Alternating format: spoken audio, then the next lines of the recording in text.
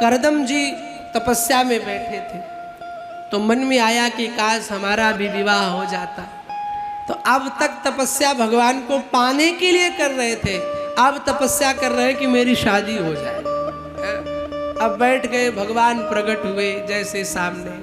करदम नेत्र खोलो, हम तुम्हारे सामने आ गए, वरदान मांगो, क्या चाहिए। तो करदम जी ने कहा सरकार अब क्या, पहले के बच्चे थोड़ा शर्माते थे, अब आजकल तो मॉडर्न जमाना है। बेटा खुला खुला कहता मम्मी मेरी शादी करो, अब मैं 5.6 इंच का हूँ, मुझे 5.6 इंच वाली ही चाहिए, उतनी बड़ी चाहिए। अब पहले लोग शर्माते थे, थोड़ा डिसीजन माता पिता पर छोड़ देते थे, है ना। करदम जी ने कहा सरकार अब आप जानो। तो भगवान ने कहा ठीक है, तुमने मुझ पे छोड़ दिया तो मैंने तुम्हारे लिए एक बहुत बढ़िया बिटिया देख रखी है। कौन? मनु महाराज की मझली बेटी आकुति देवी। अच्छा,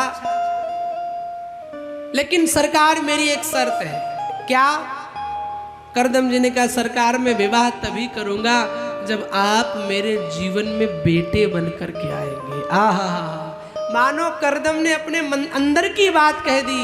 यानी दुनिया का कोई भी काम करना पड़े, जो हर काम में भगवान को मांग ले, वही तो करदम बन सकता है, और कोई करदम नहीं बन सकता है। भगवान का सच्चा भगत वही है जो हर चीज में भगवान को खोज ले।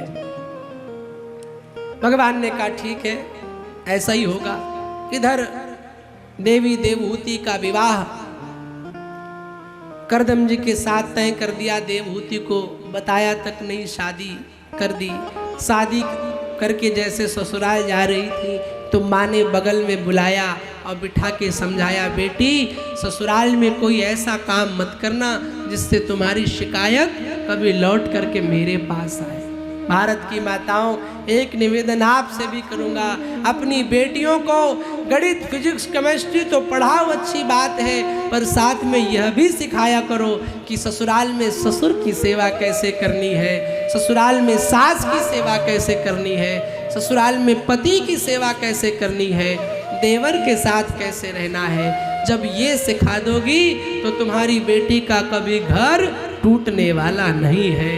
यह भी सिखाया करो, यह भी बताया करो। आज ज्यादातर जो वृद्धाश्रम में माएँ जा रही हैं, वो किसकी कमी से जा रही? बड़ा खरा मारा जो में। आखिर कौन सी ऐसी वजह है जो बेटा शादी के पहले मम्मी मम्मी माँ माँ किया करता था और शादी होते ही बदल जाता है? तो कमी केवल बेटे की नहीं है, कुछ तो तुम्हारी बेटी के संस्कार अच्छे नहीं रहे होंगे जो माँ को वृद्धाश्रम जाना पड़ा। थोड़ा समझाओ बेट। लेकिन आजकल तो मम्मी उल्टा है, अभी जैसे ससुराल जाती कहती बिटिया चिंता मत करना, एक बात सासू बोले तुम 2 जवाब देना, पीछे से मैं खड़ी हूँ, टेंशन मत लियो, मैं हूं तेरे साथ। वो बेटी को तो 4 बात बोलने का मौका मिल गया। सीता जी को देखो ना, हाँ, जब ससुराल गई समझाया, देवी जानकी कोई कदम ऐसा मत उठाना कि शिकायत लौट के आए। सीता जी ने कितना नियम का पालन किया कि राम ने वनवास दे दिया पर कभी अपने माँ बाप से शिकायत नहीं की। इसलिए बेटियों को समझाओ। हमारे एक अवधि का बड़ा सुंदर गीत है, अवधि का, बेटी ससुरे में रही हो तू चांद बन के, सबके पुत्री के बिचवा और परान बन के, बिटिया ससुरे में रही हाथ चांद बन के। कैसे रहना है? चंद्रमा की तरह चमकना, सबके आंखों के बीच में बसना, ऐसा काम करना बिटिया। सांझ का तनिको समय जो पैहा, छोटहर लरिकन के खिलैहा। शाम को समय मिले तो छोटे छोटे छोटहर लरिकन के पढ़ैहा, छोटे छोटे बच्चों को पढ़ाना। ससुर के बाजे जब खड़वा पानी, जैसे ससुर जी के खड़ाओं की आवाज आए पानी लेकर के पहुंच जाना। ये सिखाती है सुनैना। जब सुनैना ये सिखाती है तो उनकी बेटी सीता बनती है। और आप लोग क्या सिखा रही हो अपनी बेटियों को कि टेंशन ना लेना, दबना मत। नहीं नहीं, ज्यादा डिवोर्स के केसेस इसी वजह से आ रहे हैं। क्यों? जब तुम छोटी छोटी हस्बैंड वाइफ की बात लड़ाई में तुम दखल दे रही हो, तभी ये सारे केसेस आ रहे हैं। बेटियों को अच्छे संस्कार था। देवहूति का विवाह हो गया। करदम जी लेके आए, तो जैसे लेके आए तो कहा देवी बैठो थोड़ा भजन कर ले। और जैसे ही भजन करने बैठे सो हजारों वर्ष की समाधि लग गई। भूल गए दुनिया की परवाह। लेकिन धन्य है देवहूति जी कि पति समाधि पति की लगी है। पति पूजा में बैठ गए, भजन में बैठ गए, फिर भी अपने पति परमेश्वर के हजारों वर्ष के लिए बैठे हैं, पर छोड़ करके कभी मायके नहीं गई। एक धर्म पत्नी का लक्षण यही तो होता है। जब समाधि टूटी, करदम जी ने पूछा देवी तुम कौन हो?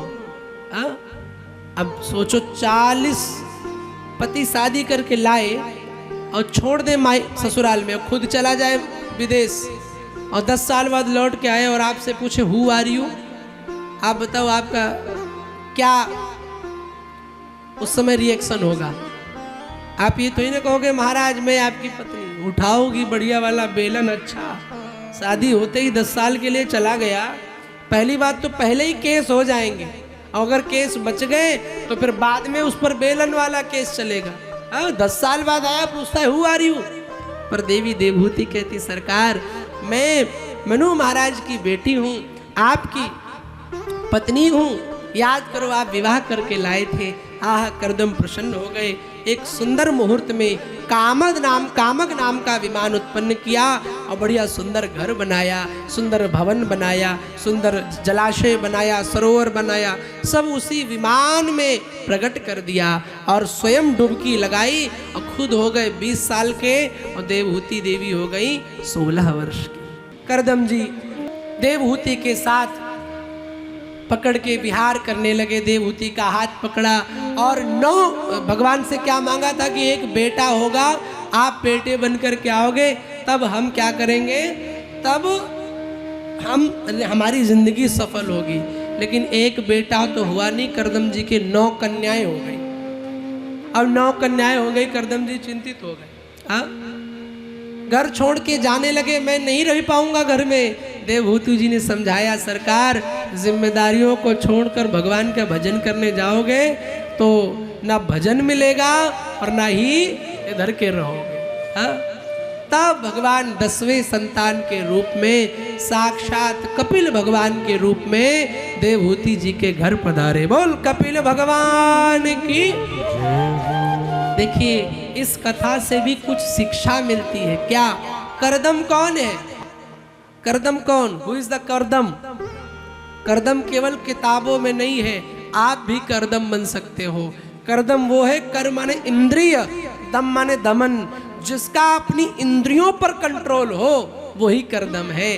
आंख कहे कि नहीं नहीं फिल्में देखूंगा, वो समझाओ, बोले नहीं तू तो हरि दर्शन के लिए बनी है। हाथ कहे कि लड़ाई करूंगा, बोलो नहीं तू तो भगवत सेवा के लिए बनी है।